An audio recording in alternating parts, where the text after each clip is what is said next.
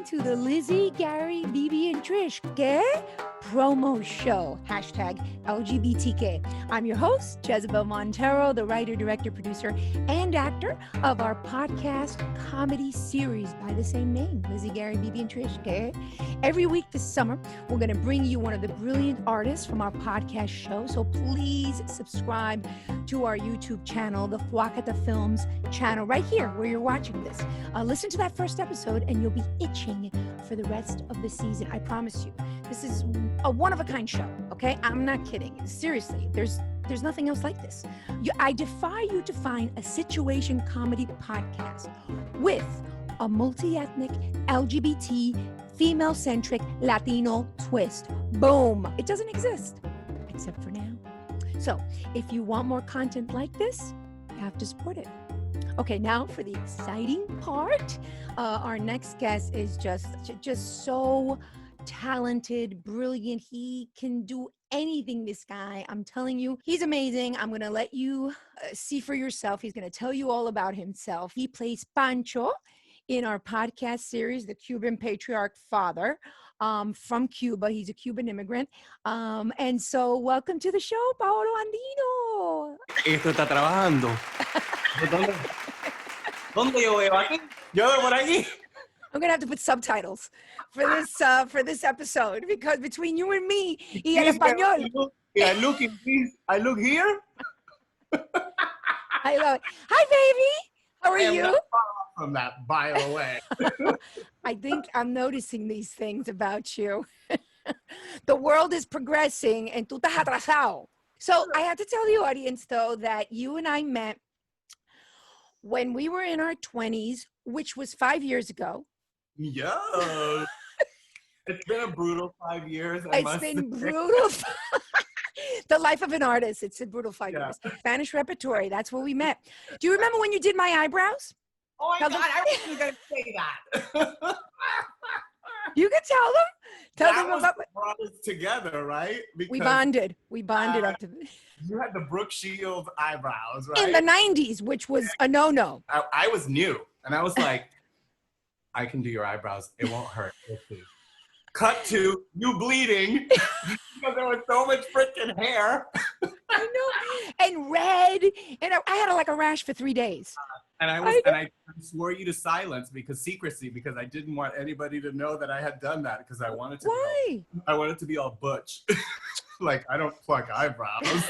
Do you see this?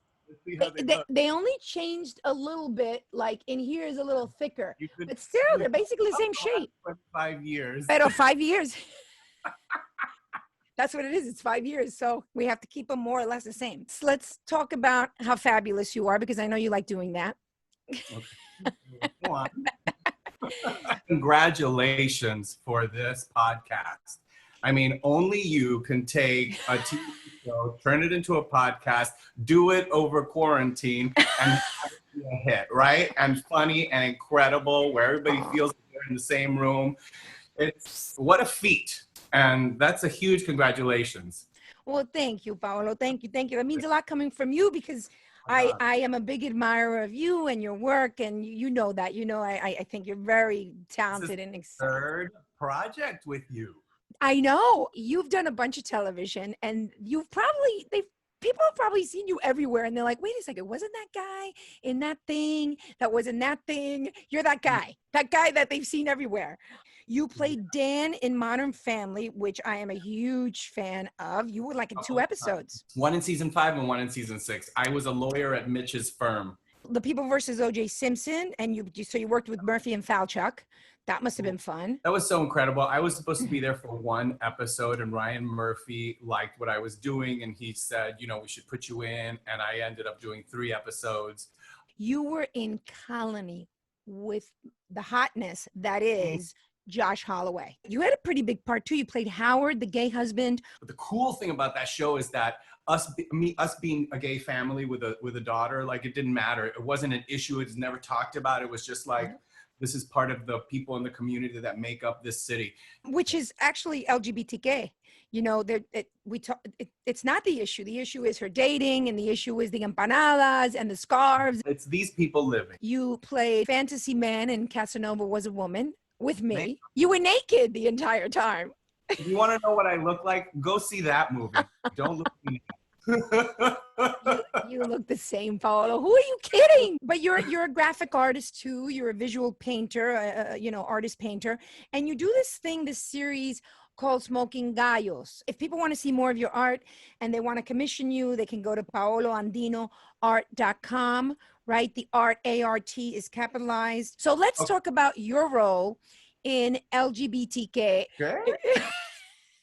You don't hear, you don't know what LGBT means. My mother goes LGBT, LBTG. My mother has no idea what that means. No, it's hilarious. She goes, no, because you do the LBTG. And I'm like, Mommy, it's LGBT. I play BB and you play my dad.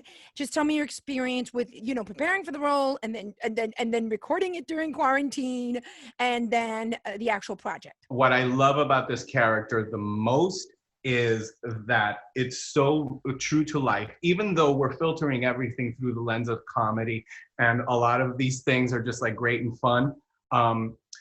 The heart of Pancho is that he's a guy that loves his daughter. He doesn't understand like who she is or what this whole like bisexual thing means. And like to him, it just doesn't jive with his definition of people. He's very old school. And he says it, in my time, you were either straight or you were gay, and we knew. Now the definition for certain people are, that they're fluids, that they're undefined, that they go from here to there. And that's just something he doesn't get. And I think in many ways, he doesn't understand his own daughter, but he loves her and he's there and he supports her and he's behind her 100%. And I think in this time when we have so many family members who are torn because of their politics, I think that message is really important to put out there because the love is the most important thing. And that's what these people have. The other thing I like is that, everybody's got their oddity. And these people like to go to funerals for fun, which is really quite strange. You know what I mean? But I know. This is like the straight couple who are more like straight-laced and normal, but really, who's normal? Exactly. Yeah, I know. The idea that they both have fun and they like going to funerals. They enjoy it because they don't know the person that's dead, so they're not sad. They meet new people and then they make a vacation out of it. Everybody was worried about, it's not going to sound right. People have to be, what is this going to be like? Even my sound designer was like, how are you going to do that with actors not responding? I'm like, well, I know what I need to hear. I'm the writer and the director, so I kind of know where they need to go and the tone that needs to be in that moment. So I just got to make sure everybody does that. And you guys were such brilliant voiceover artists. I didn't have any worry about that because I do that all the time. You were so good about getting the varied takes. Honestly, I had 100% confidence that you were going to make something really cool out of this. Oh, you're so sweet. You're so sweet. Well, thank you. So I know the quality. Thank you. No, and that's why you got hired because, people aren't going to realize that it's even you. My mother didn't even realize that it was you because, ¿Dónde está Paolo? I'm like, Ma, it's Pancho. He's the older dad. She's like, I can't believe it. I had to make sure everybody had professional equipment, mics and the interface, like you said. With quarantine, nobody could go anywhere. So we all recorded, in our homes. But I thought it was very successful. And I think it's very important for people to see and hear this kind of stuff, and hopefully they'll tune in because you do an amazing job. And also, we cast a lot of LGBT people, in front of the mic, behind the mic, let's call it that.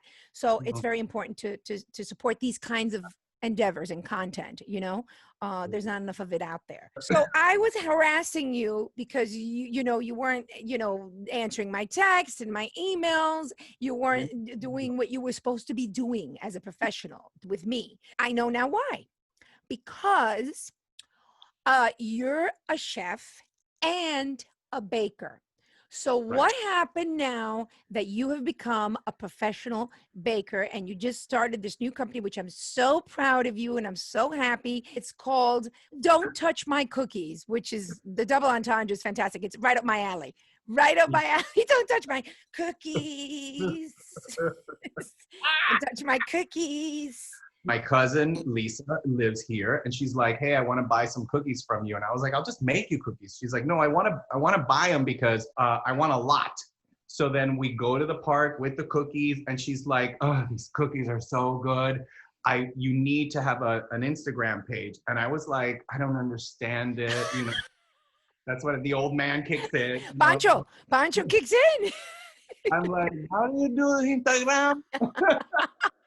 So we're in the park, and she says, "I'm going to make you an Instagram account." And she did one for Don't Touch My Cookies. And she's like, "Just post like 5 pictures. And when you have 20, we can tell people and maybe you could sell them." And I was like, "All right, we'll see." She starts posting on her account like, "Oh, these cookies." And people start ordering them, and more people start ordering them just from her friends. So she's like, "Let's see if the domain name is available." It was. "Oh, let's see if we can get you a Facebook business account." We got one. So now she made the website because she was off of work, showing me how to take the pictures so that they're in a certain kind of style and lighting, everything. And it just started growing and growing and growing. And we're realizing that we're just like this, 2 fish like this. And we're the same person, very, very attention to detail, but with a totally different skill set, you know? But we fold into each other like chips and batter, baby. Wow. When did you start like selling the cookies on Instagram and stuff? July 2nd. Oh my God. So we're only a month out. And we have a logo, a jingle, 5 different cookie commercials that we made that we're going to put out, all this content that we shot the other day. I have aprons that they don't touch my cookies. You know, you're going to need a shop soon. You're going to need an actual store soon, very soon. Hey, I think it's going to be sooner rather than later. I don't know if you want to do this right now, but I'm going to ask you to do it, and you're going to have to do it. You got to share your jingle. Premiere your jingle right here in the LGBTQue show. Come on. You want me to do it live? I'm not prepared. Are you sure? I knew you would have that ukulele under your couch, ready to go. Just a humble baker, maybe you mistook me for a fireman, an astronaut, or even a bookie. Baked with love by pros, not rookies. So good to have you saying, "Don't touch my cookies." I love it, Paolo. That was great. I want to wish you all the luck and success in the world with not only this, with you in life and everything you do. I love. I take it all and I throw it right back at you and wish you all the same thing. Oh, thank you, Paolo. Order cookies, people. Don'tTouchMyCookies.com, and also follow his Instagram. Listen to him as Pancho on the Lizzie, Gary, BB, and Trish show. And ¿Qué? Yeah, exactly. You go, ¿qué? I go, ¿qué? But I love you. I love you too. Bye. Okay. Bye. Thank you. Good luck with everything.